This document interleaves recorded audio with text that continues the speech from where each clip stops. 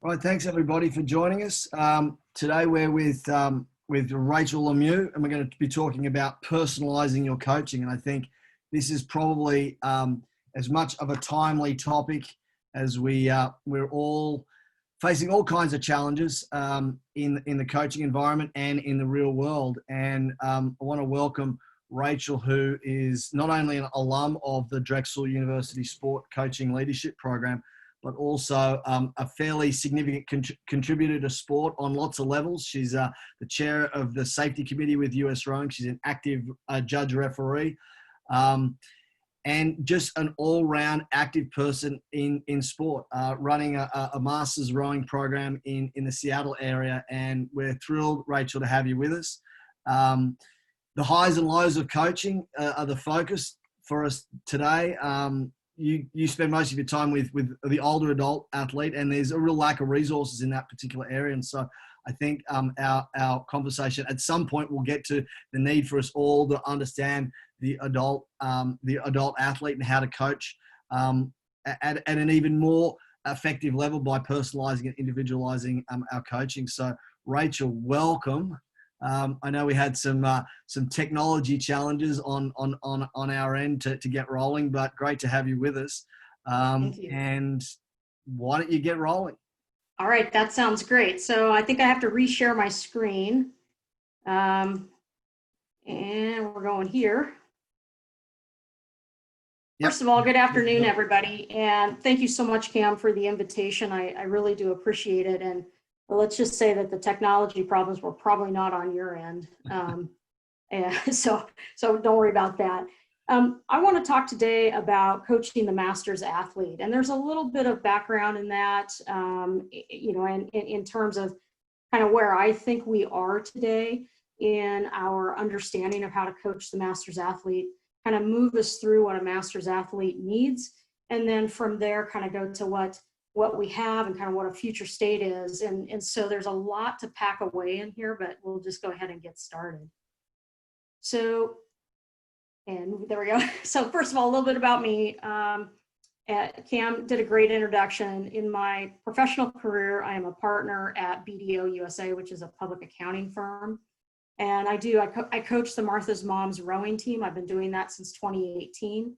And also referee, umpire, work with our national team, referees, and the safety committee chair. And then, as he indicated, I do have a master's from Drexel's sports coaching and leadership program. So briefly today, we just went through my background. There's a little bit more to that. We're gonna lay a framework for today's presentation, talk about information regarding the master athlete, issues faced by the master's athlete, kind of what's changing. Master's athletes want more, commonalities and job descriptions, because what I want to try to do there when we get there is to talk about what master athletes want and kind of the disconnect from what they want to kind of what's available. And so we'll talk a little bit about commonalities and job descriptions, general competencies they're looking for. And then where do we go from here? What kind of research do we need? What kind of coaching education do we need? And what's the future state? And when we get to the future state, I'm hoping that folks will join in and be part of the conversation.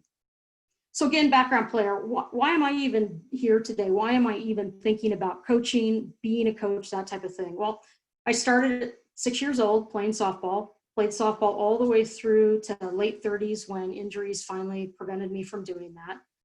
I was a coach. I coached starting at 16 years of age, and I coached the team that I played on. So they were former peers, and that had a whole host of issues related to it, but it really got the coaching bug in my system. But success is not always a blessing. My team continued on its dominance in the Pacific Northwest in winning the state championship every year. And we had won and qualified to go to the state championship, but the parents, thinking that a 16-year-old could not lead 15-year-olds into the championship series, decided to replace me, which was a very interesting situation. But again, it didn't get rid of the coaching bug. I was also a soccer and basketball referee from the time I was 16 to the time I was 21, and then joined college rowing at Western Washington University. Did that all 4 years and then continued. So I've actually been in the sport of rowing since 1979. I was a full-time competitor, if you want to call it that, meaning all the way through college. And then when I left college and came down to Seattle and joined the Lake Washington Rowing Club, I went out 7 days a week, every morning. I was a coxswain for anybody that really wanted to go out on the water because I just loved it. Rowing opened up the world for me. Never thought I would travel internationally, never thought I would do any of that. But rowing gave me the opportunity to travel internationally and learn so much more about this sport. Unfortunately, I got pulled away. My professional career began to take off and I could no longer be that full-time competitor. Tried to figure out ways to stay connected with the sport because I just couldn't do it 7 days a week anymore. And so I got pulled back into the sport by becoming a referee and then an international umpire and being able to do certain leadership positions. None of these required a 7-day-a-week commitment, so I was able to do it. And that came full circle a couple of years ago when I decided that I wanted to start moving towards retirement from being a partner in a CPA firm and get back into what my passion is, which is really coaching. And so that led me to Drexel and led me to complete that program. Drexel is one of, as far as I know, is the only master's program in the United States with a concentration in rowing. So let's talk about kind of a little bit of a framework. We don't go too deeply into this, but I just kind of want to lay some foundations out there. One is there's a lot of parallels in coaching and teaching. They are different, but there's a lot of parallels there. So when you think about traditional coaching, the way it used to be, the way it was when I was growing up, it's very linear. It's we know what we're going to do, we know how we're going to start, and we know how we're going to end, right? And it's very directional. You don't get a lot of opportunity to question your coaches. You're expected to do what it is they tell you to do when they want you to do it. And so because of that, the onus is on the coach. So the coach has to come prepared. All of the instruction is top down. There's very little peer-to-peer teaching. And so, again, you show up and your parents expect that there's going to be a coach that's going to be knowledgeable and they're just going to drive home. And it tended to be very team-oriented. Now, I'm a team-oriented athlete and coach as opposed to individualized coaching. We move into more of a contemporary coaching style, right? And it becomes, especially with adults, right? It becomes more self-directed. They're much more independent. They have a thirst for knowledge and they want to problem solve, right? So I can't do this one thing correctly. Just give me some hints, give me some tools. I'll go look it up on Google, I'll YouTube things, I'll do whatever it is. And so if you're a coach that's open to letting your athletes branch out like that, and I would proffer that there are some coaches out there who are not, they can kind of self-direct and learn and then come back and you can help expand on that knowledge. They question everything. Now, my team, Martha's Moms, if they don't understand why we're doing what we're doing, I get a lot of questions. Contemporary coaching also means you have to have a certain amount of flexibility.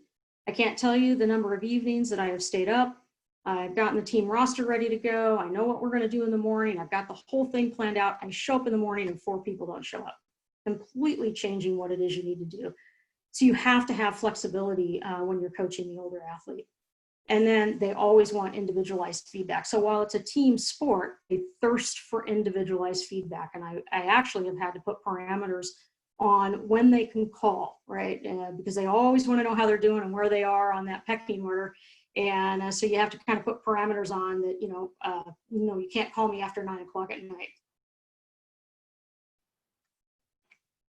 So kind of with that in background, I just want to give you a little bit of information about the Masters athlete.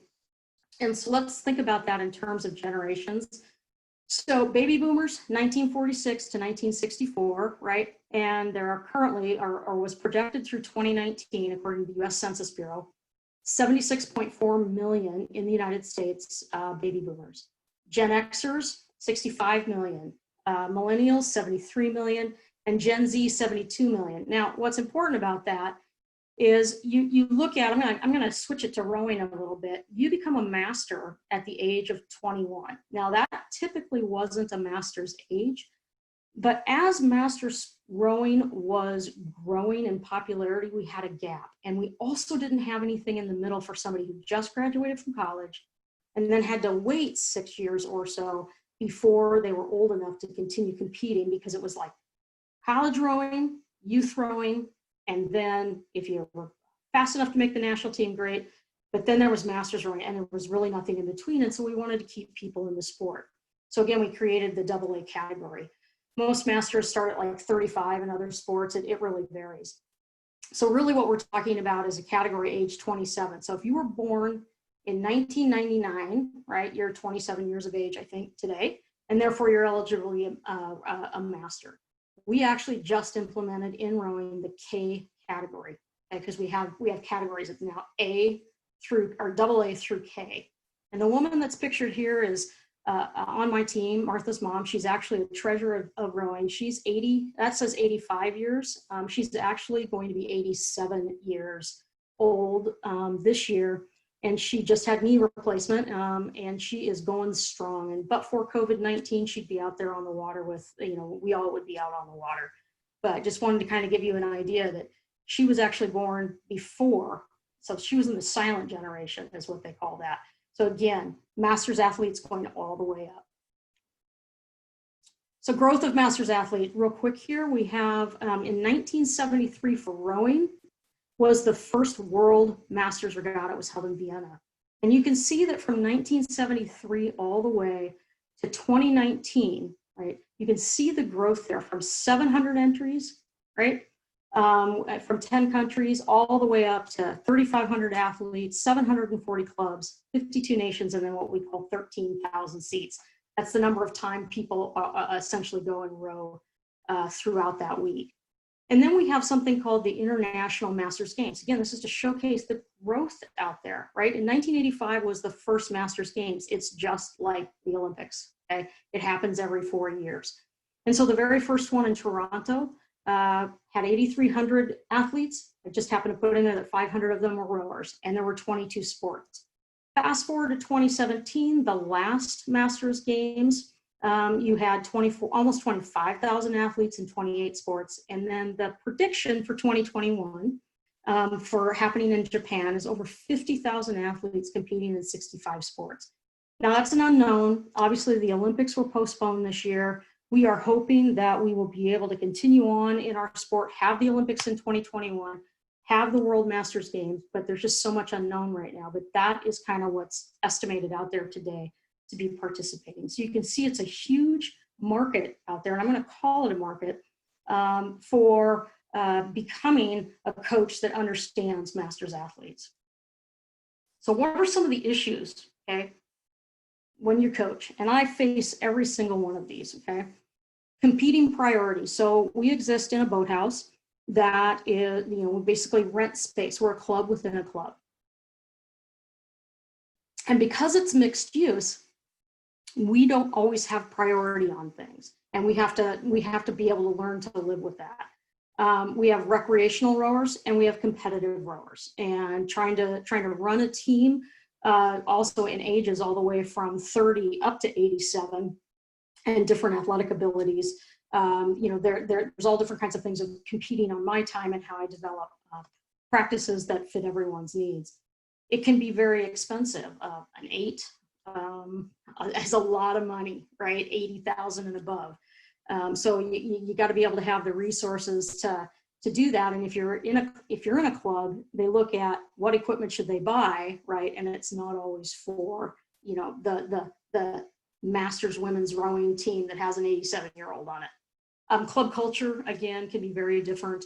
And then do you have a casual member versus an involved member, and who drives who? Does the involved member drive everything else, or does the casual member have a louder voice? Those are often competing priorities, and we do face all of that. We have a lack of resources. Trained coaches is huge. I cannot tell you the number of times in my rowing career where I have walked into a boathouse and our coach for the day just got out of college. Never coached, not even an educator, just because he rowed 1 year in college that qualified him to be a coach. So we have a real problem there. And then training materials are very sparse or sporadic, right? They're geared towards youth. That's a huge, well-known, defined area of coaching. So there's a lot there. And then it's defined for collegiate and elite. All that stuff is there. But for masters rowing, right, it's sparse or sporadic. So, you have to oftentimes do conversions. And so as we move through this, I kind of want to show you some of the things that I face all the time when I'm planning the season. Athletes want to know what their heart rate should be, right? And you go, okay, well, I'll go out and I'll do 220 minus my age, or I'll go out and I'll figure out what my resting heart rate is in the morning, or, or whatever it is. And you can go Google, target my heart rate, right? And you can find all of these calculations. And even the one that says target heart rate, and it says the age, right? Okay, is that really for the 87-year-old masters women's rower who is completely and totally the best shape she's ever been in her life, and probably is in much better shape than I am? Okay, doing these kinds of things is very difficult. So when you think about that, what do you do with it, right? You do other tests. You actually go do an exercise stress test, which could help with all of that. Or do you just pay the money to go in and do VO2 max? Or the way I like to do it is kind of by feel, right? How should it feel to row at different rates? If you can figure out, if I can row for this period of time at this effort and I don't fall over dead, right? I can kind of figure out, kind of going back and forth, what, say, my maximum training effort should be. But again, I would love to be able to have something more scientific. It's just out of reach for the common masters athlete. So masters athletes' motives to continue training and competing, I mean, these are huge. This is from a study up in Canada, and they did a great job of kind of going through and saying, what are the motivators? And I will tell you that when you look at this list, right, every single one of my athletes fits into every single one of these things, right? They love the sport of rowing, and they want that opportunity to figure out, right, how good can I be? And by the way, I want to stay healthy. I want to be Barb Smith. I mean, I'm my 30-year-old. I want to be Barb Smith when I'm her age. I want to be rowing that long. And then, boy, the social reasons are huge. We have sing-alongs. We have socials. In the COVID-19 environment that we are currently in, we've had no less than 3 or 4 socials on Zoom. First one, let's just have a beer. Second one, a talent show. Third one, a sing-along. I mean, it's great because these guys are highly social, and because they're missing their entire season, not only seeing each other, but seeing their competitors and friends that they have throughout the United States. These types of things have been very important. And then they also want to do it for, quite frankly, the extrinsic rewards. When you see masters walking around with medals on their chests, they are so proud. And the more you have and the more you wear, and they clink, and everybody walks around going, hey, that's the masters athlete I want to aspire to be. So kind of what's changing? Well, the growth in master sports, is relatively recent, because if you go back to that slide where we talked about the first rowing national world game, rowing world game, right, 1973, the first international masters games, okay, mimicking the Olympics, 1985. So all of these sports have had stuff going back way, way far. I mean, women couldn't even row in the Olympics until 1976. So that's a relatively short time period. So what we have now, though, is the ability to learn more, we have so much more information, but again, this lack of emphasis on masters athletes. So, but they are learning more. They're demanding more of themselves. No more do you hear somebody saying, oh my God, what are you doing going out and running at 40 years old? What are you doing going out and doing that? And yet people at 87, and we have a K category, right, way up there. We got male rowers out there that now fill out, I'm going to use rowing as another example, 6 lanes, right? The very first time I ever saw an I category rower, there were 2 male single scullers. And now when I see the I category, there's heats and there's finals. And the same is becoming true for the K category. So this is a lifelong sport. So people are asking more of themselves, and because of that, they're actually demanding more from their coaches. They want to train. Here's another thing that I think is pretty interesting. They want to train like elite athletes. Some of them do, but they only have 6 to 11 hours a week to train. Okay. And so managing that expectation, managing how you go, an elite athlete trains 6 to 11 hours a day, 7 days a week. You only have that per week. And you have competing priorities, family, jobs, all of these things. So as a coach, managing those expectations, not only helping them get to where they want to get to, right, but also managing it and saying, you may not actually take 10 seconds off your time. Now, if you're just starting, right, and you're working really hard, you might be able to take 10 seconds off your time. But if you're already in tip-top condition and you're technically proficient at what you do, asking for 10 seconds is probably a difficulty because they want to do it through more training. So you have to manage those expectations. So what's the makeup, right, of a master's athlete? Well, they have all kinds of physical characteristics. Now, one of the things that I do is I'm a lifelong learner. And so I like to watch YouTube videos of rowing, any type of rowing.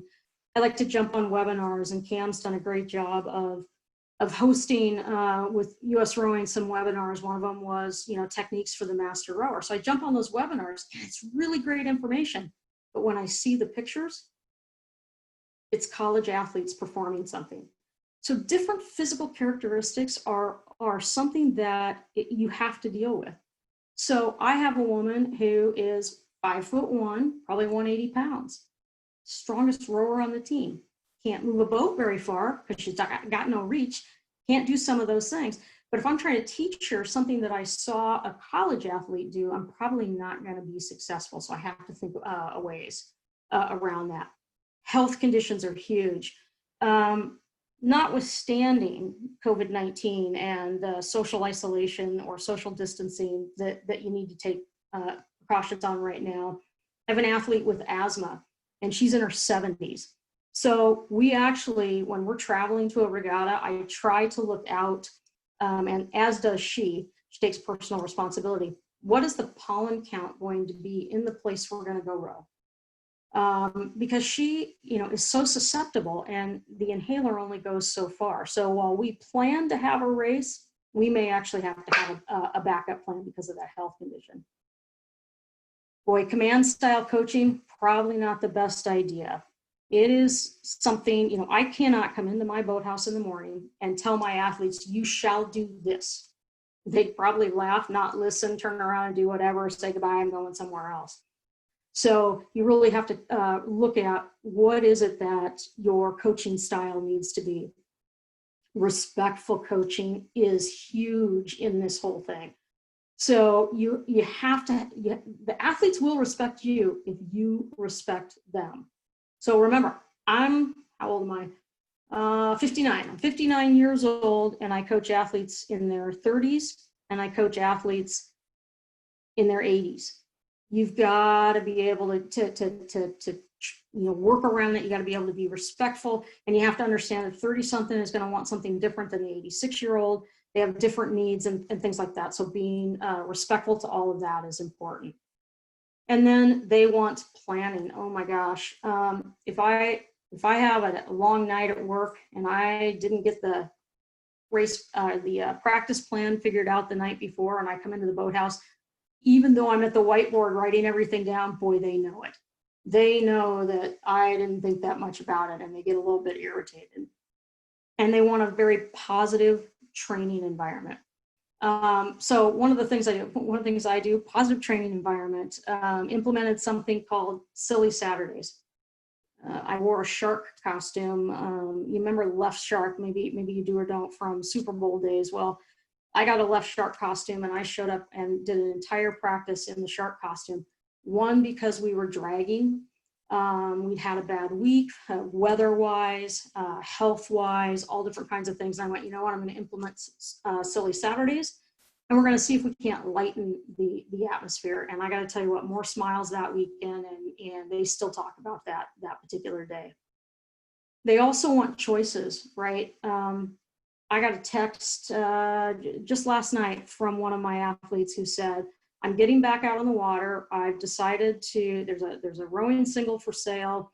I'm probably going to buy it, and I'm going to rely on you to give me the training schedule between now and when we get back out on the water. But if I tried to do that for the majority of the team, right, they'd say, I don't want her workout, I want a different workout. So they do want choices in how they're coached. And then they want to understand the why or the what. So this is something that I have to be, when I would mentor anybody on when you're dealing with masters, especially women, because I do coach women. If they don't understand why they're doing a particular drill, they get too frustrated. They're too much in their head. They're thinking too much about it. And if this question continues to come up, why are you having me do this? And you aren't able to articulate that, and they buy into that, they'll just give up. I mean, I have a drill. They're supposed to do it every single practice before I get to them. They launch, they leave, they go out. They gather at whatever the gathering spot is for that particular day, and they're supposed to do something called the plop drill. Well, it's nothing more than sitting at the catch, right? Plopping their blades up and down, just lightening the load on their handle, making the handle heavier, up and down. And it's a balance drill and a timing drill. And they get out there and they're just like, I just don't know why she wants us to do this. So you have to go through, and something as simple as that. You have to say how, why am I having you do this drill? Because you can't balance the boat and you have no timing. If you can't do those, you can't get better. So failing to pay attention to that really does affect your performance. They crave information. Rachel, I saw you taking video today. Where are your comments on that? When can I access it? I need the link to your personal YouTube page. All of that. They want to watch it all. It's not because they want to watch themselves. They want to watch themselves and understand how they can get better, because they're totally into improving their skill. If I take that back to maybe youth development, it's much more directional from the coach down. Here, it's a combination of managing up and managing down, right? So here's what I want from you. Here's what I can give you. Somewhere in the middle that we meet that. So physical characteristics of masters real quick, right? So things that are absolutely important to know. And I struggle with this because, we all know that health things are confidential. So you have to ask your athlete, are they willing to give you various information, yes or no? And then what do you do with that information? I just make it a practice. I got to know who to contact. I got to know pre-existing conditions, those types of things. They're going to sit over here, and I'm only going to use them when I need them, but I really do need that. So, what is their cardio? I mean, have they had a history of heart problems? Yes or no? If so, do they have a doctor's clearance to actually do what they're doing? How flexible are they? Again, when I think about watching videos supposedly talking about how to coach masters athletes or techniques for masters athletes, and yet I see a 19-year-old doing it, and I've got a 30-year-old who's been behind a desk for quite a while, the flexibility is usually not the same. So, you have to be able to see that different. A lot of them want to know what their lactate threshold is, and I'm like, it's a lot of money to go figure that out. We can do some other things, but how do I do this? And it's like, you go figure it out on your own, or we put a pot of money together and we do some group things.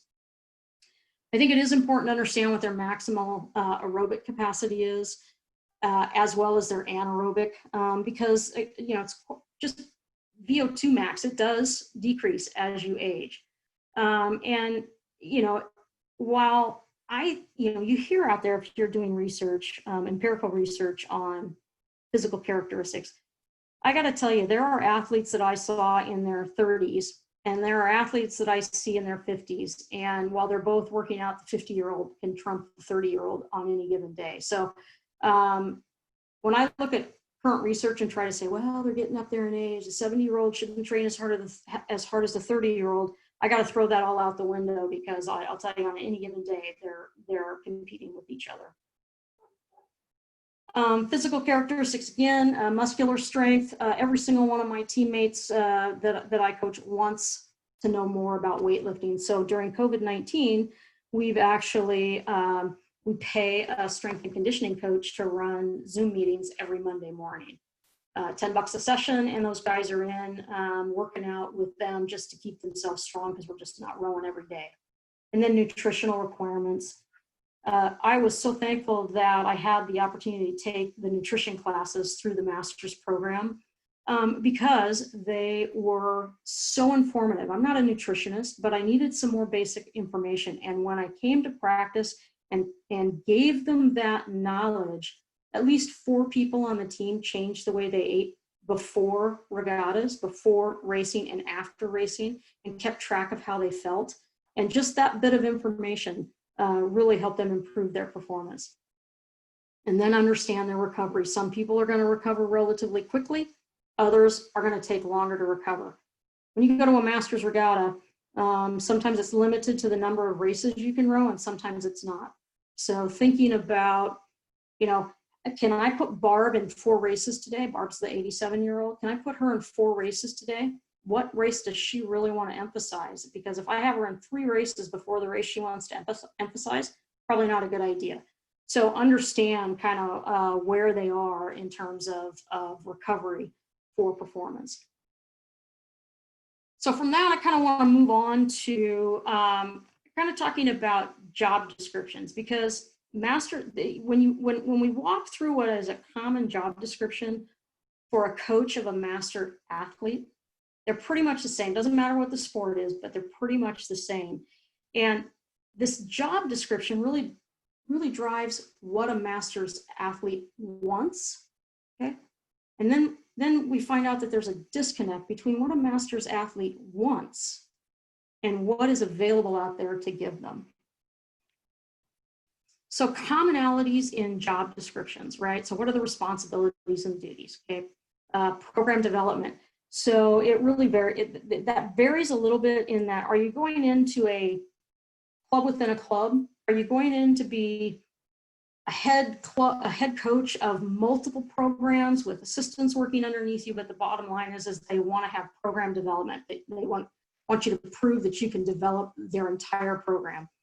And coaching and athlete development. So we're going to get you an assistant coach, and the expectation is you'll have a key performance indicator as to whether you are actually developing that coach and whether we get better, right? And we need you to do regatta administration. This is the same thing as, say, entering a tournament or whatever, going to a game. You got to be able to administer that. And you have to have excellent communication skills, right? You have to be able to communicate equally to the younger rower, the older rower, and anybody in between. I'm only here for health and fitness to I want to win the world championships, right? You have to be able to communicate effectively, and it's not one size fits all. And then, by the way, you have to know how to maintain equipment. I don't know how many of you have ever been around a rowing show, but they're pretty hard to maintain. I would think the same would be true if you're riding bikes or skiing or any of the stuff where you have a physical equipment. Other than, even if you're rowing or running and things like that, you have to be able to know about the equipment, how it operates, and maintain it. And then they have required responsibilities. This is pretty standard in rowing. You got to have a boating license because you drive a coach's launch. If you don't have it, that's okay. You got to obtain it and maintain it. First aid and AED, absolutely important to have. And also and here's one that just happened last year. First aid kits don't have EpiPens in them, and typically neither do first responders, at least the ones that we hire to sit at regattas. And we had the need for 2 EpiPens last year, 2 different athletes, 2 EpiPens. One had her pens, one did not, but the one that had her pens had 2. And for whatever reason, I've never had it happen ever in all my years, but on that particular regatta, 2 EpiPens, and understanding how to use them and to be able to react quickly. They are asking for coaching certification. So most of our national governing bodies are starting, they either have very well-known or well-developed coaching education programs, or they're just starting, or they're somewhere in between. And they tend to give a coaching certification. So the reason why I have that asterisk is because that's, you know, if you're not in a sport that requires certification, then, you know, it's not a required qualification. And then, oddly enough, they want you to have experience in coaching. And that's becoming more and more important because, like I say, I don't see very many programs anymore where joining or being hired is because you just rode 1 year on the men's crew in some Division III program that, you know, only rode for 3 weeks. We don't see that anymore. We're seeing more that they want experience in coaching. Skills, knowledge, desired qualifications. Can you build and run a program? Can you implement training plans? So this is a big one because our season, and again, I'm going to stick with rowing, we have off season, and we being in Seattle, we're very lucky we can row year round. The only thing that keeps us off the water, fog, lightning, and wind. Other than that, we can be on the water probably 90% of the time in the Pacific Northwest. So we have off season, and then we have sprint season, and that sprint season can either be a 1,000-meter race or a 2,000-meter race. And then, and it could very well be that we train for 2,000 very early in the spring, then we shift to 1,000 meters, then we shift to long distances because it's called the head race season. So what the athletes want from a coach is the ability to plan year round. What does that training plan look like? And then, you know, do you understand the physiological makeup of your athletes? So again, I've got short athletes, 5'1" athletes that weigh quite a bit. I have very tall athletes. I've got what are called lightweight rowers that are under 130 pounds. And, you know, I've got rowers with wingspans that are not too much, rowers with wingspans that are a lot. Now, when you're developing, say, a youth program or a very competitive program, most of your rowers will look very similar. Same height, same strength, you know, all of that. When you are in a community program, and the same would be true for, you know, for basketball or any of these other things, when it comes to adults, you rarely find the same physical characteristics in your athletes. So you have to be able to know how to train those athletes differently. And again, oddly enough, they want you to know how to coach rowing. Now, I joke about that a little bit because I've had coaches in my life for whatever sport I was playing who just happened to be the parent that had the time to put into doing it. In high school, for instance, playing soccer, I was in a brand new high school. There were only 2 classes, 9th grade, which I was in, and sophomore. And we needed to put as many sports out on the field as possible to stay competitive in our school district. So they came to a bunch of us and said, let's play soccer. I'm like, oh my gosh, I don't like soccer. And our coach was the English teacher. And the first day he came out to practice, he came out with a book, How to Coach Soccer. And he wasn't joking. He was literally reading through that. So they really want to see that you know how to coach the sport that you're actually coaching. So what is missing from all of that, right? Well, it's not new. So I'm sure you've all heard in the news all of the various problems with sexual abuse, mental abuse, bullying, all of those types of things. And so over the course of the last few years, safe sport has become a huge part of our coaching environment. And yet I don't see safe sport per se being built into these coaching job descriptions. And so, it is a culture that wants to make sure that everyone is treated fairly and is free from any emotional, physical, or sexual abuse. So I think it's important at this particular time that we start adding into job characteristics, job requirements, that they either have safe sport certification or they're willing to obtain and maintain safe sport certification. Now, I don't have to do that as a coach, which I'm saying that if I were to ever be replaced or I decided to retire from coaching, I would strongly suggest that safe sport be in as a requirement. I cannot stress the importance of understanding how to recognize bullying, what to do about it, how to have difficult conversations, all of those types of things, when to report, how to report. All of that is very important because you have a lot of access to your athletes and you need to be able to see if things are going wrong. You need to be that person who can jump in and say, this is an unhealthy environment or something's going on and I need to take action. So again, this is something that's missing that I think absolutely needs to be in all future job descriptions. Now, as a referee, I have to do this every year, I think. Every year I have to become recertified in safe sport, which is essentially listening to about a 3-hour webinar and taking some tests at the end of that. So general competencies that you find. So when I looked at all of that, basically I kind of boiled it down to what are general competencies that teams are looking for, right? Well, they want to be able to develop, they want you to have a desire to develop others, right? So are you fostering long-term development in your athletes? Do you have the ability to communicate and to mentor? Because again, a lot of times they're saying, we need you to mentor the next generation of coaches. And so they want you to be able to do that. So you have to have a strong desire and passion to develop others. You have to be able to plan, to organize, and to coordinate, right? And that means being proactive.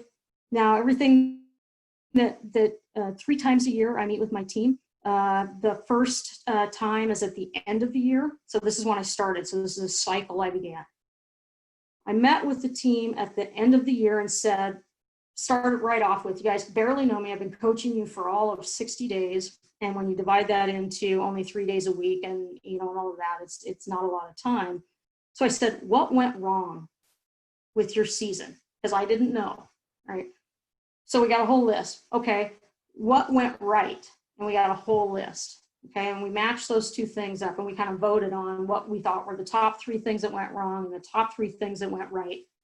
And then we said, what do we want to do in the off season, moving into next year? What do we want next year to look like? So we put all of that together. So we basically were proactive and planned. Okay, we debriefed and we planned. And I said I meet with them 3 times because mid-season after a particular race, we meet again. We said we wanted to do these things. Are we getting there? Do we need to change directions, change course, come up with different goals? And again, that I put COVID-19 down here because we had a whole plan for 2020. And I think it abruptly came to an end on March 15th, right? And so now what I do is I sit back and I go, okay, when we are able to finally get back out on the water as a team, right, we're gonna have to meet again and probably readjust. Can you foster teamwork and cooperation? Again, sorry if you can hear my dogs in the background, I really apologize. Teamwork and cooperation is huge because you have in masters athletes, team-oriented, you will have a very diverse group of people, hugely diverse group of people. They're going to come from different backgrounds. Some have been competing their entire life or been in sports their entire life. And maybe in that sport, right? Maybe even in rowing. Others are going to be so like right now we had, and I'm really sorry about COVID-19 because we had 4 brand new rowers, all of them elite level competitive masters swimmers, right? And so what we weren't having to teach them, I wasn't having to teach them about athletics. I wasn't having to teach them about how hard you can push your body or any of those things. I was taking them from a swimming environment and those movements and transitioning that into technique and movements of rowing. So again, very diverse in their backgrounds, right? And then you gotta be able to communicate effectively, right? So, and then very results oriented, right? They want you to be results oriented, okay? You need to surpass a standard of excellence. Here's our standard of excellence. We want you to be better, right? And we want you to challenge us. And we're constantly, I look at it and I go, how can I be better tomorrow? Or at the next practice. So that's, kind of the continuous improvement for me. So where do we go from here, right? Well, research, right? So in the grand scheme of things, there is very little research on the master's athlete. Now, it depends on kind of what sport you're in. If I put the rowing lens on, there is very little research. Now, that's changing, and more research is out there. You've got websites that are dedicated to the master athlete. You've got, master's coaching, all of those types of things. You have websites. But in terms of the empirical research, you can go out and probably find all the articles on it, right, for masters. And it wouldn't take you very long to read through them. And then, so I think, right, where we go is we need more research. But what form should it take? Should it take physical? Are we looking at the physicality of the athlete? Probably yes. Should it make this idea of mental? Okay, we always talk about a lot of flow in athletes, what gets them into that competitive background, right? So if you talk about that, should the research talk about what motivates the master's athlete? Yes. And what's different than, say, a youth athlete? And then should we be looking at social? What brings them to the program? Social is huge for master's athletes, always has been, for even for me when I was there. And then what is the goal of that research, right? Is it just to research, provide information to the world, or should it be to create specific training materials? I, for one, believe yes. Do we need to understand the diversity and the perspectives of why I'm here, why I stay, what do I need, all of those things? Yes, I think that's true. And then should it cover all master athletes from, I just want to stay healthy and fit, to I want to compete at the highest level I possibly compete for my age category? And the answer is, again, yes. What drives all that? So again, coaching education is key, right? There's very little today, in my opinion. Now, some sports are different, right? There's a lot of coaching education, a ton of coaching education out there, but is it designed specifically for the master's athlete? And that's where I want to go, right? Because we're focused on youth, we're focused on long-term development from the day you get on the pitch or the field to the day that you retire from the sport. All of those things, long-term development, and the phases that you go through with a kid to get them all the way from the first day I step on until the day I retire. That's not there for the master's athlete. And then we're focused primarily on youth, college, and national team, right? So we have opportunities to change, right, and to add focus. And what I always say on coaching education is we need to start thinking about converting materials, creating materials, whatever it is, but to give someone like me, right, the opportunity to go out and look at material that is specific to what it is I am doing, to what I am coaching. So if that's the case, then kind of what is our future state? And this is where I had hoped we could get some participation, but coaching education, again, is key for me. It won't just be Drexel that has a rowing specific master program. There will be others. And, we will require actual coaching certification to get into this profession. Cam and I have talked about it a lot. Coaching as a profession. Because right now, right, if you look at it, you've got coaching as a profession if you're going to be in college, coaching as a profession if you're going to do pro sports, coaching as a profession if you're going to do national team related sports and things like that. But what about just coaching as a profession? And so if we say you have to be certified to do it, other countries do it, maybe the United States should jump into it too. So with that, Cam, I'm going to turn it over to maybe moderate some, what are our ideas, right? And any questions that people have. And then I think we wrap it up. Awesome, Rachel. Some really good information there. And I think one of the questions that came in was relating to managing expectations. And you touched on a little bit just in terms of the diversity of needs, but what are some of the strategies that you use to manage, that highly motivated, ambitious, question-driven athlete that, almost won't take no for an answer? How do you pull the reins back up? Yeah, no, that is something that pretty much I face every time I go into the boathouse. And part of it, managing that, has a lot to do with understanding where we are in our training, program for that year. So for instance, when the team last year made a decision that they wanted to compete in the Head of the Charles rowing regatta, which is like I would say probably the most prestigious head race in the United States, maybe even the world. They had done it before, but they had taken a hiatus over a number of years. Part of it was just a demotivation, lack of coaching, demotivation. I come in, I'm like, hey, I need to go back to the Head of the Charles. I go every year, right? So we made a decision we were going to go to the Head of the Charles. And so what we do when we manage expectations, and I get two parts here. So we have a cutoff date, right? And the team decides what that cutoff date is. So up until this point, we're just going to be technical. We're going to have everybody involved. We're going to all try to roll along and do the same thing. But at this point forward, it's focus on those that are going to go race in the regatta. And so, no, Rachel, I do not want to row with the person who doesn't really know how to row. I don't want to row with the person that started this year that's only been on the water 10 times. So you manage that, but you don't forget those rowers, because if you forget those rowers, you ruin your program, right? That's the problem. That's why it's really great to have assistant coaches, right? Because what you can do is, and understanding each other's strengths. So even in the coaching staff, understanding each other's strengths and weaknesses. I will say that I am not the best novice coach. I'm much more of a competitive coach, much more. That comes from my coxing days. And my assistant coach, brilliant at coaching novices. So what we're able to do is we're able to split, right? I take the competitive group, she takes the non-competitive group, or I take the ones that go into a race and she doesn't. And then there are times when we just switch because we want to remain fair to our athletes. So that's how we manage expectations. Is there is a point in time where everybody rows with everybody. And then there's a point in time when we say, at this point, we have to start splitting off. So that's how we manage expectations.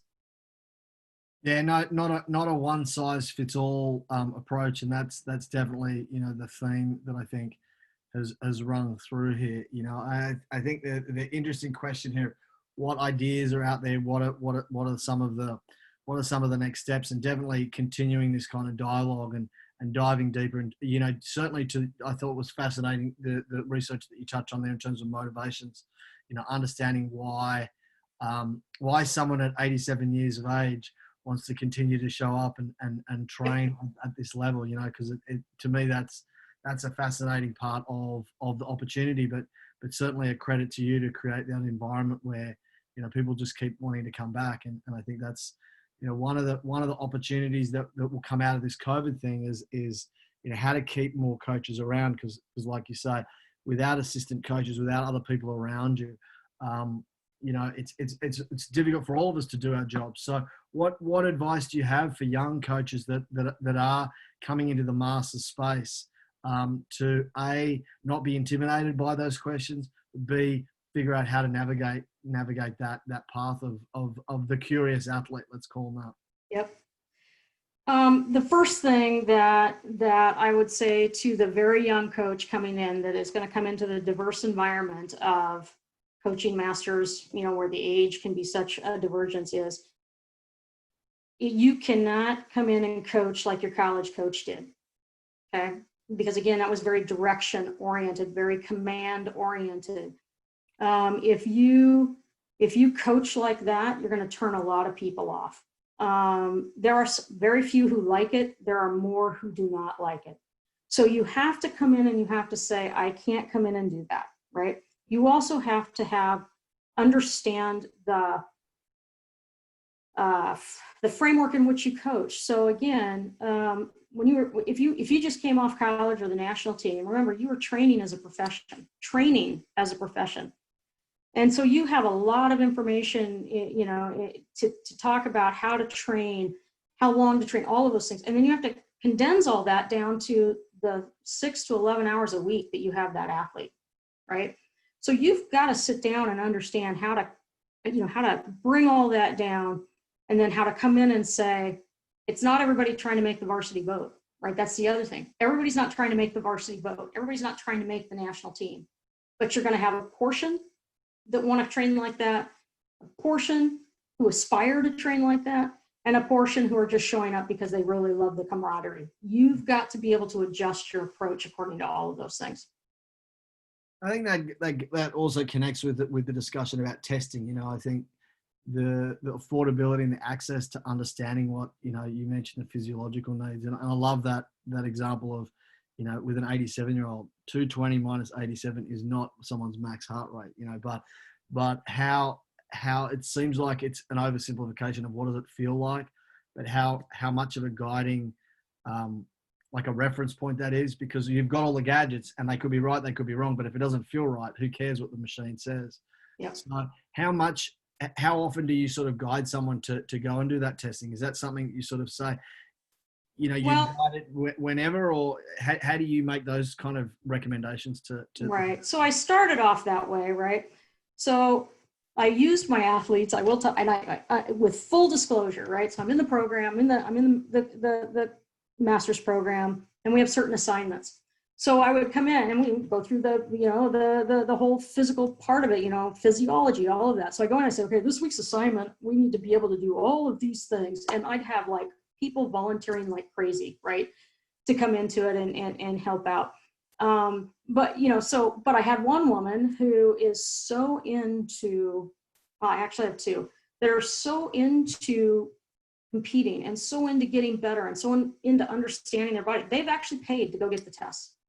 So when I asked the team as part of my class assignment to just do the basics, try to figure out what max heart rate is, try to figure out, use these things, try to figure out this, that, and the other thing, they actually brought in their results from their latest VO2 test. And all of it. I was like, wow. And I said, how much did it cost to get that? She said, you don't want to know, right? You don't want to know. I said things like, do you want to know about percent body fat or not? Maybe we could hire, I have calipers, I can bring them, I can do these things. Like, are you kidding me? No. I said, or we can hire somebody, we go do float tests if you want to figure that out, if you're really into changing the makeup of your body to be a better rower. So some want to do it and some don't, right? But I will say this, when I sent out I sent out a survey and I said, hey guys, it's a very brief survey. How many of you use heart rate monitors? Okay. How many of you understand, like Garmin, Polar, all that stuff? How many of you use those? Do you actually track the data? And do you understand the changes and what they all mean? Do you want more information on that? And oh, by the way, I'd like you to all do a max heart rate test. And I did the whole 220 minus age and got back from everybody pretty much good, except for my 87-year-old, who at the time was 86, who said, I have a degree in sports physiology and yeah, that's not how you do it. And she wrote this whole thing and I was like, okay, sorry, really sorry, but again, so again, that's why I say that sometimes the cost is prohibitive, but they still want the information and you still have to try to figure out those types of things. But she's like, Rachel, if I wrote 220 minus my age, I'd never get out of, the 90s. Right? That can't be my max heart rate. So. Well, that answers the question of lessons learned, and I'm respectful of everyone's time that we're at the top of the hour. So, Rachel, thank you very, very much. This has been a super dive into what for me is really a topic that not only is fascinating, but it's going to continue to be a priority, I think, for many of us, because there are a lot of opportunities ahead, and I think. It really does connect with some of the other resources that we have available on the website. This webinar will be archived along with a bunch of the others, whether it's on sports psych, nutrition, coaching fundamentals, athlete development.